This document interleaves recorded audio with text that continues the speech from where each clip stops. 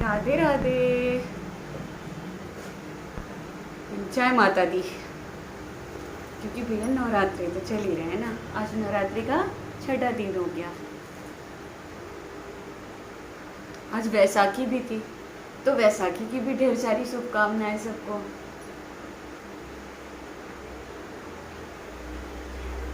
और बताइए कैसे हैं आप लोग? सबके नवरात्रे अच्छे चल रहे होंगे, क्योंकि नवरात्रे तो भक्ति का वक्त है। भक्ति का टाइम तो सालों भर है, पूरे 365 डेज, 24 घंटे भक्ति हो सकती है। भक्ति का मतलब ये नहीं कि 24 घंटे हम पूजा की थाली ले करके या ऐसे कुछ करके ऐसे चलेंगे, ऐसी बात नहीं है। भक्ति तो यहाँ से होती है, यहाँ से कुछ भी करते रहो, कुछ भी करते रहो, खाते रहो, सोते रहो, बैठे रहो, बातें करते रहो। हृदय जो है वो उनको भजते रहना चाहिए।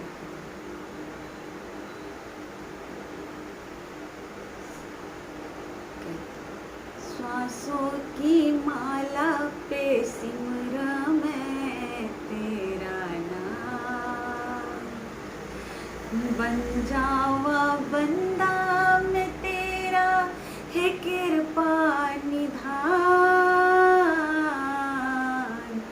सांसों की माला पे सिमरू मैं तेरा नाम।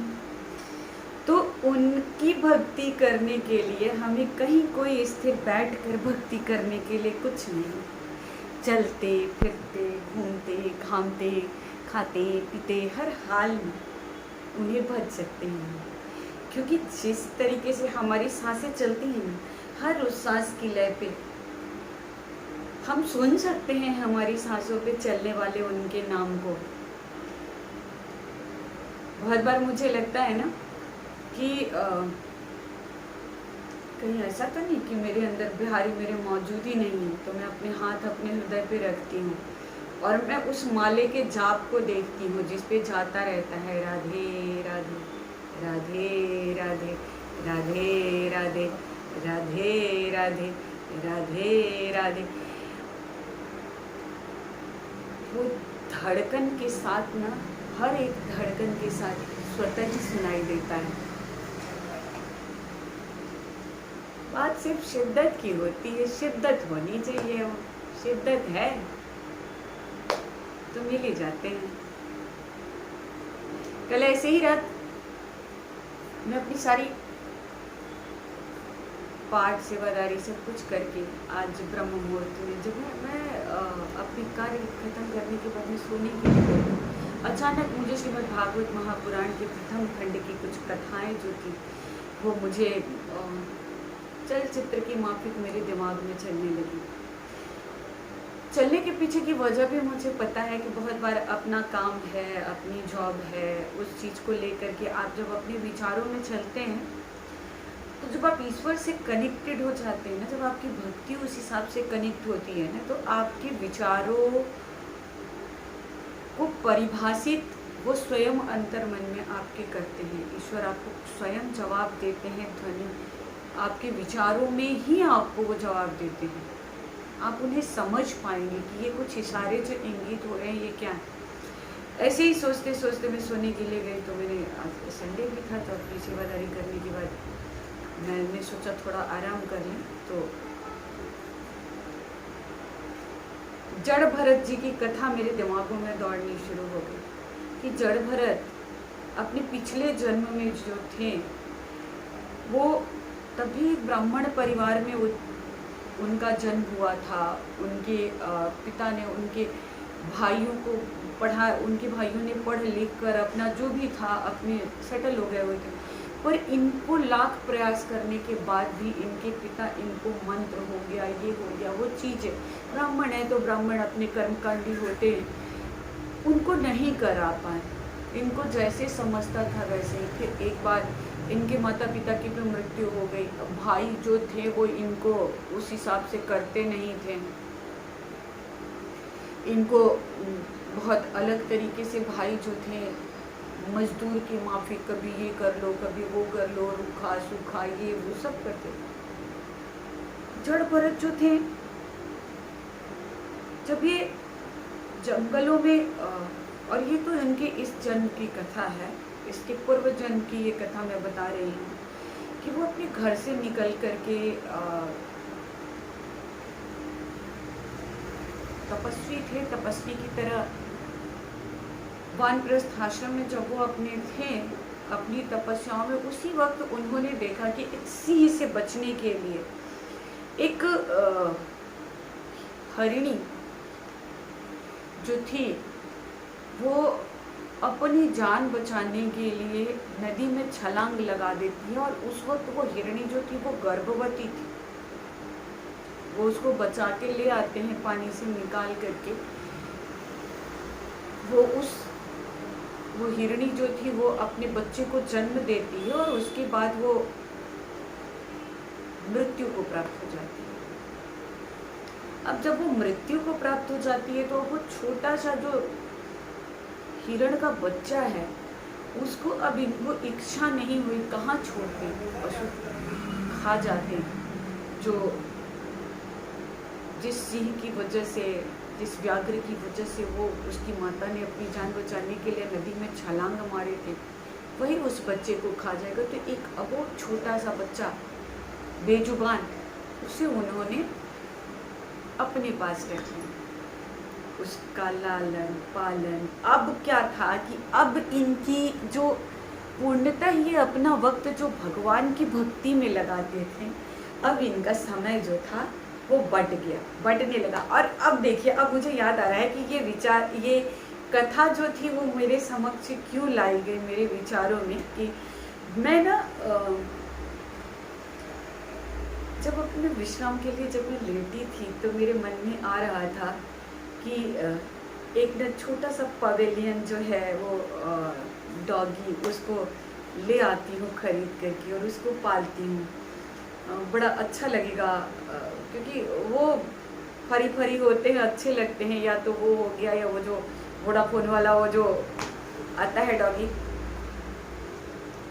पग, वो दोनों में से कोई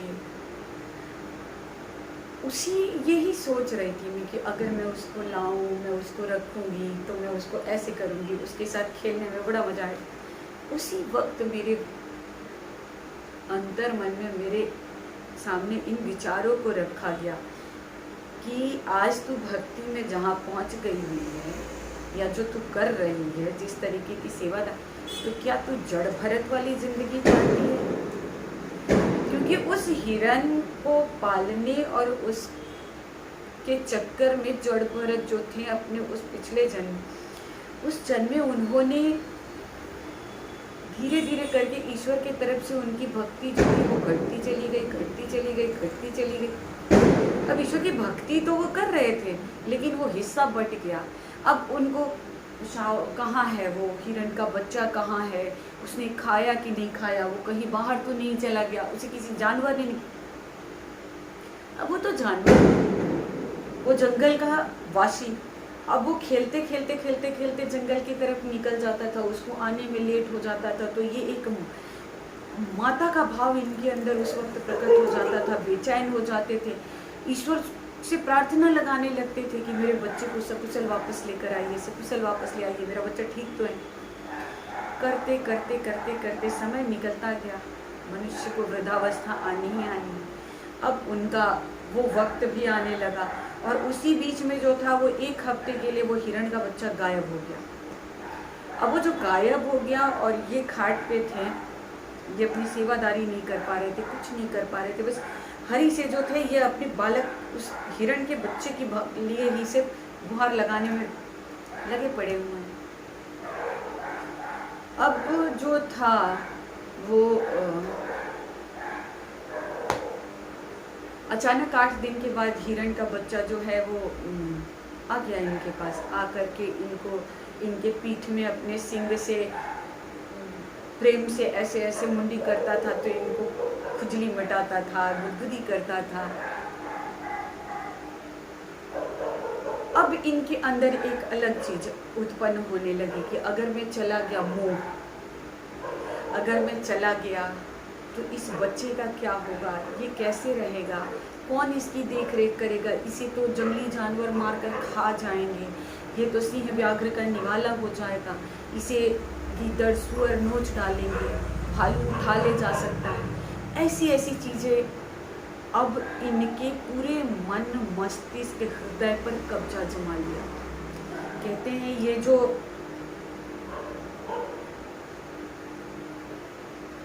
शरीर है ना, ब्रेन इसका कमांडर है,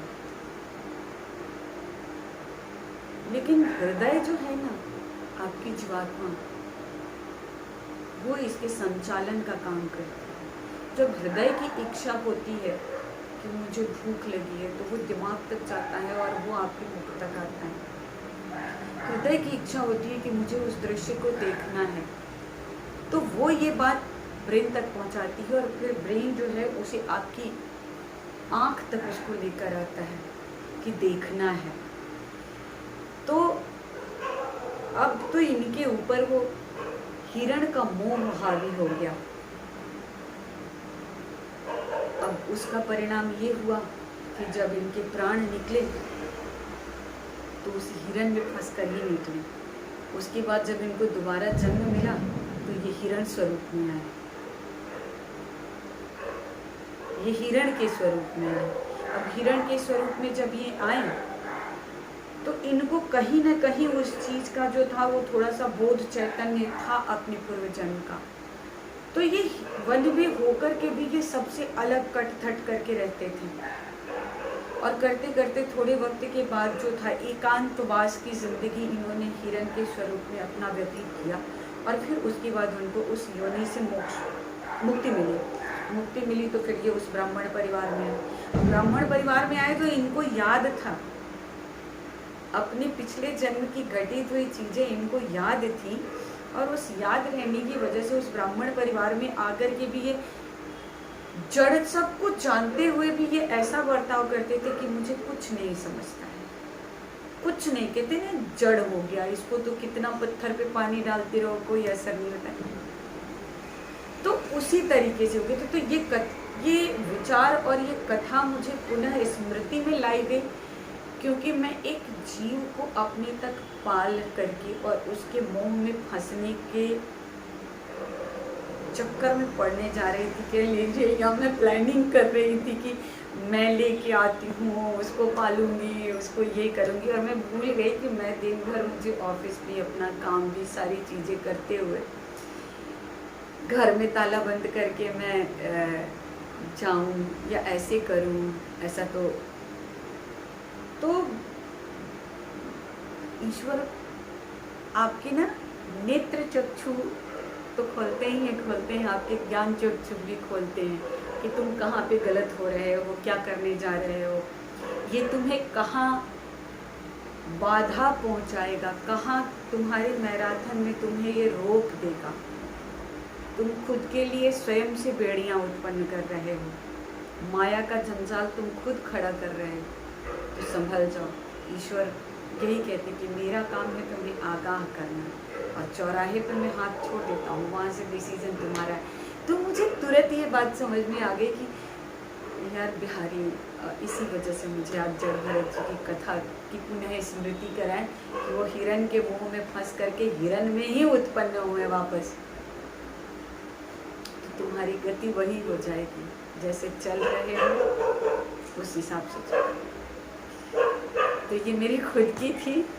तो चलिए, कल हम पुनः मिलते हैं, तब तक के लिए राधे राधे। खुश रहिए, प्यार बांटिए, अपने आसपास के लोगों को खुशियाँ दीजिए, ढूंढिए ऐसे लोगों को आसपास जिन लोगों को आपकी आवश्यकता है, क्योंकि सबसे बड़ा पुण्य कर्म है अगर आपकी वजह से किसी के चेहरे पर मुस्कुराहट आती है, किसी भूखे को निवाला मिलता है, वो चाहे कोई भी हो, जीव जंतु, मनुष्य, पशु, पक्षी, कुछ भी हो। जैसे मुझे अपने पौधों में पानी जब मैं डालती हूँ ना, अगर वो मुरझाए होते हैं और जब मैं पानी डाल देती हूँ और दूसरे दिन सुबह मैं उठती हूँ और उनको एकदम मुस्कुराते लहलहाते देखती हूँ ना, तो मैं खुद में खिल उठती हूँ, मुझे इतनी खुशी होती है उनको मुस्कुराते देख कर। उसी तरीके से आप भी खुश रहिए, प्यार बांटिए, आनंदित रहिए। तो कल पुनः मिलते हैं, तब तक के लिए राधे राधे राधे राधे राधे राधे। हर हर महादेव शंभो। जय जय श्री राधे, जय जय श्री राधे, जय जय श्री राधे।